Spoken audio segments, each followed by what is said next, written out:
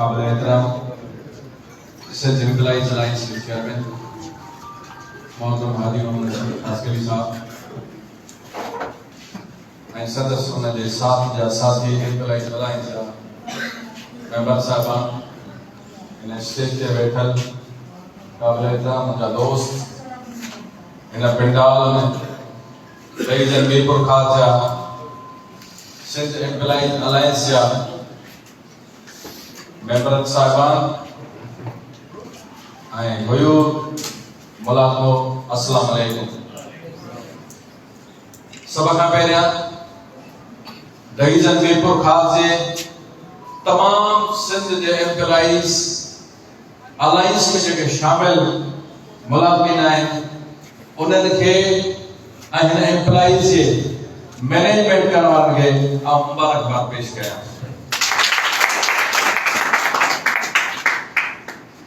हमेशा मीरपुर खास का विजन जॾहिं बि को भी स्टेप वठंदो आहे बिलख़सूस ऐं पेटेल जे हवाले सां चवंदो आहियां ही मीरपुर खास मुंहिंजो ॿियो शिकारपुर आहे। सो इएं सम्झो हिन जे मीरपुर खास जे धरतीअ ते वेठो आहियां ही पंहिंजो आबाद डिस्ट्रिक्ट आबाद डिवीजन सम्झंदो आहियां। बहरहाल असां सभिनि जो जेको मक़सद आहे जेका मेहनत आहे जेका जदोजहद आहे उहा सभु इहा आहे जेकी असांजे हक़ ते सिंध गवर्नमेंट भाड़ो हयो आहे असां सां नाइंसाफ़ी कई आहे मुलाज़िमनि सां ज़्यादती कई वई आहे ॿियनि सूबनि जे भेट में हमेशा असांजे सिंध जे मुलाज़िमनि खे नीच कयो आहे। असीं उन जे ज़ुल्म जे ज़बरदस्ती जे ख़िलाफ़ ही पुर अमन एहतजाज जा असां पंहिंजे स्टेप खणी रहिया आहियूं जंहिंजो ही टियों स्टेप मां सम्झां थो चौथी डिवीजन आहे जंहिंमें असीं सिंध गवर्नमेंट खे ही ॿुधाइण घुरूं था त ही असांजो DRA सिंध जे मुलाज़िमनि जो DRA group insurance manual fund ऐं पघार में इज़ाफ़ो उन खां बाद में इन जे दाम करण जे ऐं असांजे मथां वरी ॿियो ज़ुल्म जेको आहे सो लॻायो वियो आहे जंहिंमें असांजे पेंशन खे मुकमल तरह सां कट ॾेई करे मुलाज़िमनि जो मुआशी क़त्लेआम कयो आहे जंहिंजे ख़िलाफ़ सरापा पूरी सिंध जा मुलाज़िम असीं एहतजाज कयूं। जेकॾहिं असीं एहतजाज आहियूं त तव्हां ही असां ही वर्कर कन्वेंशन ही गवर्नमेंट खे ॿुधाइण घुरूं था त जेको तव्हां नाइंसाफ़ी सिंध जे मुलाज़िमनि सां कई आहे उहो नोटिफिकेशन वापसि वरितो वञे ऐं सिंध जे मुलाज़िमनि सां इंसाफ़ कयो वञे। पेंशन में जेके इस्लाह तव्हां कया आहिनि गैर कानूनी गैर आइनी गैर जमहूरी उन्हनि खे ख़तमु करण जो नोटिफिकेशन वापसि वरितो वञे। अदरवाइज ही सिंध जो मुलाज़िम जेको आहे सो उहो प्रोटेस्ट कंदो जो पंहिंजे हक़ वठण ते एसी ते न वापसि ईंदो जेसिताईं पंहिंजा हक़ न वठे। ही एहतजाजी रैली में सभिनि मुंहिंजे क़ाबिल एहतराम दोस्तनि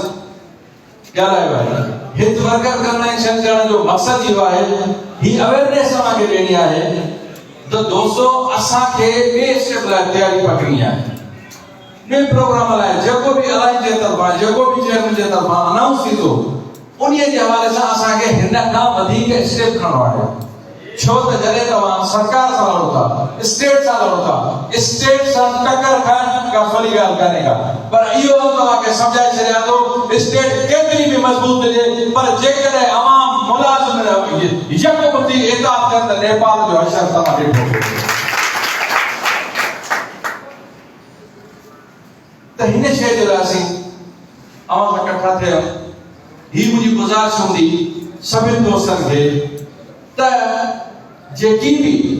लोकल सतह ते थोड़ा सारा इश्यूज आहिनि मुलाज़िमनि जा ऑफिसरनि सां ऑफिस जे अंदरि खोड़ इश्यू आहिनि पर उन सभिनि खे पासे करे जिते असांखे जियाबे जे लाइ जंग लड़नी पए छो त वजूद आहे त असांजा बेनिफिट बि आहिनि। जे असांजो वजूद ई न रहियो त असांखे कंहिं बि बेनिफिट जी ज़रूरत ई कान्हे।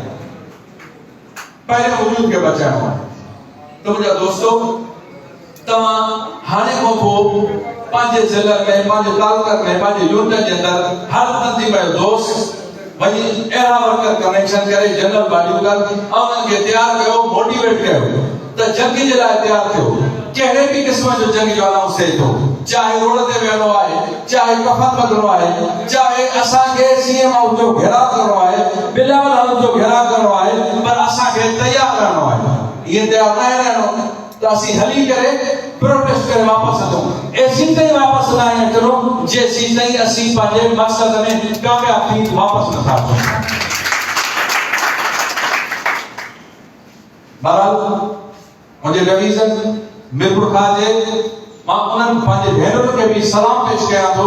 जेके अहिड़ी गर्मीअ में उहे अची तमामु उस्तादनि सां मुलाज़मनि सां सिंध जे मुलाज़मनि सां शाना बशाना उहे असांजूं भेनरूं बि गॾु बीठियूं रहियूं जॾहिं असांखे उन्हनि भेनरुनि जी बेतरी ताक़त हुजे ऐं तव्हांजे अॻियां ही तव्हांजी क़यादत हुजे हिन क़यादत जो ताक़त जो सरचश्मो अवां आहियो अवां जी ताक़त आहे अवां जी ताक़त आहे करे ही ताक़तवर आहे जे अवां जी ताक़त न हुजे त असीं सभु कुझु बि कोन आहियूं अवां जी असांखे ताक़त जी ज़रूरत आहे अवां जे सपोर्ट जी ज़रूरत आहे अवां जे मदद जी ज़रूरत आहे अवां जे स्ट्रगल जी ज़रूरत आहे अवां जी कोशिश जी ज़रूरत आहे यकीनन तव्हांजा जेके मसला आहिनि उहा तव्हांजी क़यादत हल करे पोइ वापसि मोटो दोस्तों इंशाअल्लाह आइंदा जो स्टेप थींदो वो तव्हांखे